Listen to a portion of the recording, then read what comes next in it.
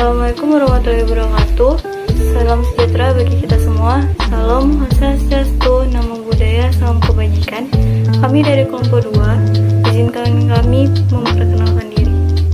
Assalamualaikum warahmatullahi wabarakatuh. Perkenalkan, nama saya Amanda Wafita dengan NIM 21050200006. Assalamualaikum warahmatullahi wabarakatuh. Perkenalkan, nama saya Kurnia Zaratul Aini dengan NIM 21050200012, jurusan Ilmu Administrasi Negara. Assalamualaikum warahmatullahi wabarakatuh. Perkenalkan, nama saya Heru Suparman, nomor NIM 21050200031, Prodi Ilmu Administrasi Negara. Assalamualaikum warahmatullahi wabarakatuh. Perkenalkan, saya Prianidia Jinyam Sakti dengan NIM 2105-20011, Prodi Ilmu Administrasi Negara.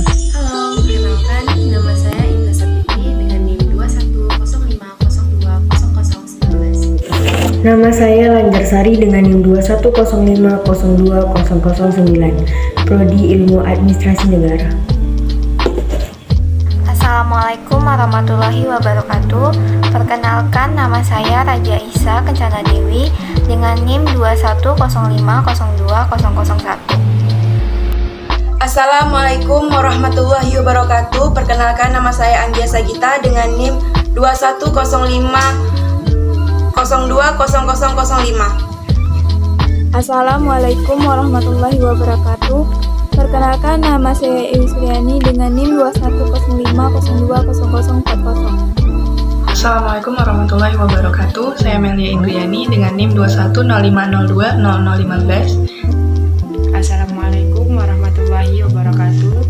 Perkenalkan, nama saya Tasya Hirdia Sapitri dengan NIM 21050200026. Assalamualaikum warahmatullahi wabarakatuh. Perkenalkan, nama saya Vini Sri Lendraini, NIM 21050200027. Perkenalkan, nama saya Yulia dengan NIM 210502029. Assalamualaikum warahmatullahi wabarakatuh. Perkenalkan, saya Taliana Tanti dengan NIM 21050200020. Di sini saya akan menjelaskan tentang kewirausahaan dan ekonomi kreatif. Kewirausahaan adalah sebuah proses menciptakan sesuatu agar bisa bernilai tambah dalam ekonomi. Kewirausahaan adalah serapan dari dua frasa wira yang artinya laki-laki atau mandiri, dan usaha yang berarti sebuah kegiatan dengan mengerahkan tenaga pikiran untuk mencapai suatu maksud. Sedangkan ekonomi kreatif adalah suatu konsep perekonomian di era ekonomi baru yang mengintensifikan informasi dan kreativitas dengan mengedepankan ide dan pengetahuan dari sumber daya manusia sebagai faktor produksi yang paling utama. Baiklah, di sini saya akan menjelaskan tentang manfaat kewirausahaan. Nah, yang pertama itu meningkatkan pertumbuhan ekonomi. Nah, dengan kewirausahaan ini dapat menciptakan lowongan pekerjaan yang baru bagi masyarakat. Contohnya dalam bidang elektronika yang berdiri dari kurang 5 tahun akan lebih menciptakan pekerjaan daripada perusahaan yang sudah berdiri lebih dari 20 tahun. Nah, dengan meningkatkannya penciptaan peluang atau lapangan pekerjaan baru akan meningkatkan pertumbuhan ekonomi suatu negara. Nah, yang kedua ini produktivitas. Nah, yaitu kemampuan untuk menghasilkan lebih banyak barang dan jasa dengan tenaga kerja dan input lain yang lebih sedikit. Nah, fungsinya wirausaha ini yaitu menjalankan aset organisasi untuk mendesain, menguji, dan menghasilkan produk yang baru. Selanjutnya yaitu teknologi produk dan jasa baru. Nah, kewirausahaan ini kan memainkan peran penting dalam memajukan perubahan teknologi, produk, dan jasa inovatif. Contoh usaha inovatif yang dihasilkan oleh kewirausahaan ini misalnya penemuan radio PM, penisilin, mesin fotokopi, dan pulpen, dan lain-lainnya. Nah, kewirausahaan ini juga menciptakan revolusi industri pada abad ke-18, yaitu industri penenun kain dan kapas di Inggris yang awalnya diimpor dari India. Nah, karena kapasitas mesin terbatas, maka kuantitas kain yang dihasilkan tidak maksimal. Namun proses yang panjang dari penemuan KAI tersebut pada akhirnya menciptakan suatu mesin pintar yang meningkatkan kapasitas produksi. Mengubah dan meremajakan pasar adalah ide inovasi kreatif dari para pelaku usaha akan melahirkan produk baru yang berbeda dengan produk yang sudah ada sebelumnya. Tentunya, hal ini akan menciptakan pasar baru sebelumnya tidak mendapatkan perhatian dari pelaku bisnis lainnya. Selain itu, inovasi dari pelaku usaha juga bisa meremajakan pasar dengan cara menciptakan persaingan wirausaha yang sehat. Para pelaku usaha dapat berlomba-lomba untuk menciptakan produk dengan kualitas lebih baik dan menarik serta memberikan pelayanan terbaik kepada konsumen. Selain itu, menciptakan lowongan pekerjaan baru bagi masyarakat, contohnya dalam bidang elektronika yang berdiri kurang dari 5 tahun akan lebih menciptakan pekerjaan daripada perusahaan yang lebih dari 20 tahun dengan meningkatkan penciptaan peluang atau lapangan pekerjaan baru akan meningkatkan pertumbuhan ekonomi suatu negara. Produktivitas yaitu kemampuan untuk menghasilkan lebih banyak barang dan jasa dengan tenaga kerja dan input lain yang lebih sedikit. Teknologi produk dan jasa baru. Kewirausahaan memainkan peran penting dalam menunjukkan perubahan teknologi, produk dan jasa inovatif. Perubahan pasar dengan globalisasi akan menciptakan pasar baru yang sebelumnya tidak mendapat perhatian dari pengusaha lain. Contohnya, pasar komputer yang awalnya dikuasai oleh IBM mendapat pesaing dari Microsoft serta aplik komputer. Baiklah, di sini saya akan membacakan tujuan dari kewirausahaan yang terjadi dari 4. Yang pertama itu menjaring dan membuka lapangan pekerjaan baru bagi masyarakat sekitar. Yang kedua, membantu menerapkan semangat berwirausaha. Yang ketiga itu meningkatkan tunggal wirausaha yang berkualitas dan dapat menambah semangat untuk berinovasi. Saya di sini akan menjelaskan tentang jenis-jenis kewirausahaan. Yang pertama yaitu kewirausahaan usaha kecil, yang mana mayoritas bisnisnya adalah bisnis kecil. Orang-orang yang tertarik pada kewirausahaan bisnis kecil kemungkinan besar akan menghasilkan keuntungan bagi diri keluarga kerabatnya. Contohnya itu seperti toko kelontongan, terus potong rambut atau barbershop itu, dan butik-butik kecil. Kedua, kewirausahaan perusahaan besar, yang mana kewirausahaan perusahaan besar ini adalah ketika sebuah perusahaan memiliki jumlah siklus hidup yang tak terbatas. Jenis kewirausahaan ini untuk seorang profesional tingkat lanjut yang tahu bagaimana cara mempertahankan inovasi-inovasi sebuah produknya. Perusahaan besar juga seringkali menciptakan layanan dan produk baru berdasarkan preferensi konsumen untuk memenuhi suatu kebutuhan permintaan pasar. Kewirausahaan usaha kecil juga nantinya bakalan bisa seperti kewirausahaan perusahaan besar jika perusahaannya berkembang pesat. Contoh kewirausahaan perusahaan besar seperti Microsoft dan Google dan Disney. Dan yang ketiga yaitu kewirausahaan sosial, yang mana seorang wirausaha ini ingin memecahkan suatu masalah sosial dengan produk ataupun jasa yang masuk dalam kategori kewirausahaan sosial. Tujuan utama mereka ini tidak untuk menghasilkan kekayaan ataupun keuntungan yang besar, tetapi mereka itu ingin membuat dunia menjadi tempat yang lebih baik. Sebaliknya, jenis pengusaha ini cenderung memulai organisasi nirlaba atau perusahaan yang mendedikasikan diri untuk bekerja menuju kebaikan sosial. Kewirausahaan hustler. Orang-orang yang mau bekerja keras dan berusaha terus-menerus dianggap sebagai pengusaha hustler. Mereka sering memulai dari yang kecil dan bekerja untuk mengembangkan bisnis yang lebih besar dengan kerja keras daripada modal. Aspirasi mereka adalah apa yang memotivasi mereka, dan mereka bersedia melakukan apa yang diperlukan untuk mencapai tujuan mereka. Mereka tidak mudah menyerah dan bersedia mengalami tantangan untuk mendapatkan apa yang mereka inginkan. Misalnya, seseorang yang hustler rela menelpon banyak orang untuk melakukan satu penjualan. Kewirausahaan yang inovatif. Pengusaha inovatif adalah orang-orang yang terus-menerus memunculkan ide-ide dan penemuan baru. Mereka mengambil ide-ide ini dan mengubahnya menjadi usaha bisnis. Mereka sering bertujuan untuk mengubah cara orang hidup menjadi lebih baik. Inovator cenderung menjadi orang yang sangat termotivasi dan bersemangat. Mereka mencari cara untuk membuat produk dan layanan mereka menonjol dari hal-hal lain di pasar. Orang-orang seperti Steve Jobs dan Bill Gates adalah contoh wirausahaan inovatif. Kewirausahaan startup yang scalable. Kewirausahaan semacam ini adalah ketika pengusaha percaya bahwa perusahaan mereka dapat mengubah dunia. Mereka sering menerima dana dari pemodal ventura dan mempekerjakan karyawan khusus. Startup yang dapat diskalakan mencari hal-hal yang hilang di pasar dan menciptakan solusi untuk mereka. Banyak dari jenis bisnis ini dimulai dari Silicon Valley dan berfokus pada teknologi. Mereka mencari ekspansi yang cepat dan kemudian keuntungan yang besar. Contoh startup scalable adalah Facebook, Instagram, dan Uber. Kewirausahaan peniru. Peniru adalah pengusaha yang menggunakan ide bisnis orang lain sebagai inspirasi tetapi bekerja untuk memperbaikinya.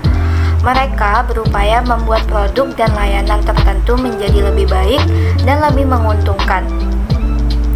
Seorang peniru adalah kombinasi antara seorang inovator dan seorang hustler. Mereka bersedia untuk memikirkan ide-ide baru dan bekerja keras, namun mereka mulai dengan meniru orang lain. Orang yang meniru memiliki banyak kepercayaan diri dan tekad. Mereka dapat belajar dari kesalahan orang lain ketika membuat bisnis mereka. Kewirausahaan peneliti. Peneliti mengambil waktu mereka ketika memulai bisnis mereka sendiri. Mereka ingin melakukan penelitian sebanyak mungkin sebelum menawarkan produk atau layanan. Mereka percaya bahwa dengan persiapan dan informasi yang tepat, mereka memiliki peluang lebih tinggi untuk berhasil. Seorang peneliti memastikan mereka memahami setiap aspek bisnis mereka dan memiliki pemahaman mendalam tentang apa yang mereka lakukan. Mereka cenderung mengandalkan fakta, data, dan logika daripada intuisi mereka. Rencana bisnis yang terperinci penting bagi mereka dan meminimalkan peluang kegagalan mereka. Kewirausahaan pembeli. Pembeli adalah tipe pengusaha yang menggunakan kekayaan mereka untuk bahan bakar usaha bisnis mereka. Keistimewaan mereka adalah menggunakan kekayaan mereka untuk membeli bisnis yang menurut mereka akan sukses. Mereka mengidentifikasi bisnis yang menjanjikan dan mencari untuk mendapatkannya. Kemudian mereka membuat perubahan manajemen atau struktural yang mereka rasa perlu. Tujuan mereka adalah untuk mengembangkan bisnis yang mereka peroleh dan memperluas keuntungan mereka. Sifat-sifat yang harus dimiliki seorang wirausaha yang pertama adalah visioner, yang kedua berpikir positif, yang ketiga berani untuk bertindak, yang keempat ubah, yang kelima fokus, dan keenam penguatan. Sebagai pelaku usaha dengan kenyamanan tersendiri. Yang ketujuh adalah manajemen waktu. Manajemen waktu adalah salah satu keahlian terpenting yang harus dimiliki oleh setiap wirausahawan. Jadi, seorang wirausahawan itu harus tahu cara mengatur waktu agar bisa menyeimbangkan antara pekerjaan, kehidupan pribadi, dan pengembangan diri.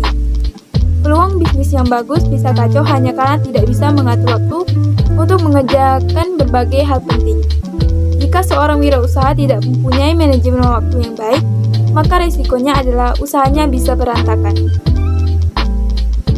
Yang kedelapan adalah mengembangkan hubungan baik.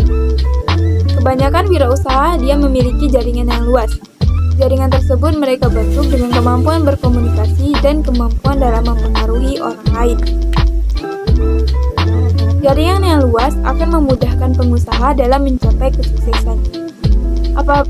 Ketika terjadi permasalahan, seorang wirausaha bisa minta tolong pada rekan yang pada bidangnya, begitu juga sebaliknya.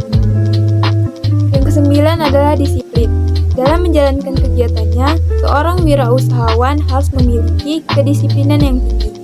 Arti dari kata disiplin itu sendiri ialah ketepatan komitmen wirausahawan terhadap tugas dan pekerjaannya. Dalam ketepatan yang dimaksud bersifat menyeluruh, yaitu ketepatan terhadap waktu, kualitas pekerjaan, sistem kerja, dan sebagainya.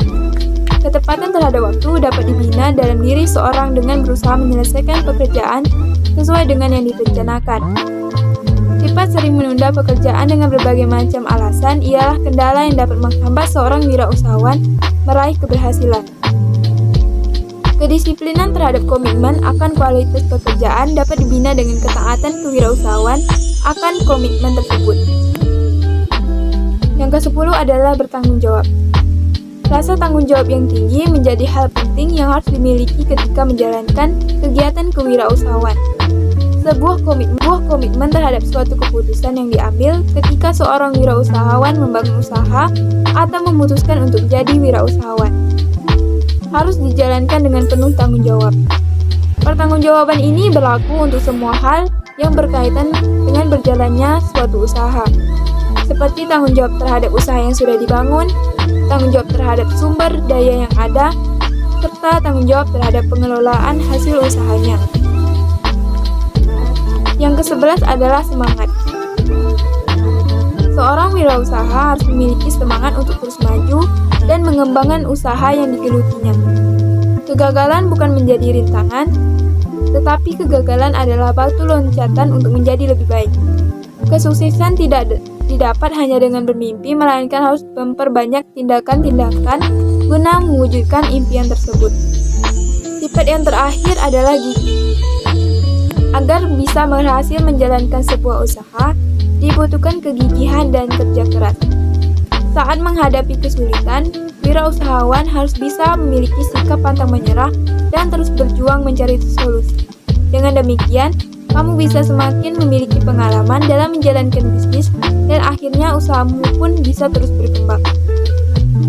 Di sini saya akan menjelaskan langkah-langkah awal membangun kewirausahaan. Yang pertama ada ide usaha atau bisnis, yaitu respon seseorang, banyak orang, atau suatu organisasi untuk memecahkan masalah yang teridentifikasi atau untuk memenuhi kebutuhan di suatu lingkungan, pasar, atau masyarakat. Yang kedua adalah rencana usaha, yaitu tindakan atau langkah-langkah yang akan dilakukan ketika akan memulai sebuah bisnis atau usaha. Dalam menjalankannya, para pelaku usaha membutuhkan komponen perencanaan yang tepat agar bisnis dapat dijalankan dengan baik.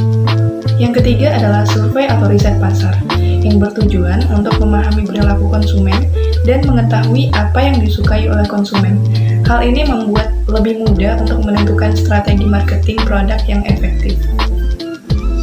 Yang keempat itu ada persiapan usaha dengan baik. Persiapan seperti izin memulai dari situ, SIUP, dan izin-izin lainnya yang terkait dengan usaha yang akan kita jalankan. Yang kelima, memulai usaha. Action atau memulai usaha merupakan langkah terakhir untuk siap memasuki usaha, persaingan usaha, dan problematika bisnis lainnya. Selanjutnya, selain langkah di atas, kita juga perlu keberanian mengambil keputusan juga risiko dari usaha yang akan kita jalankan. Karena apapun keputusan, kita akan mempengaruhi masa depan usaha itu sendiri.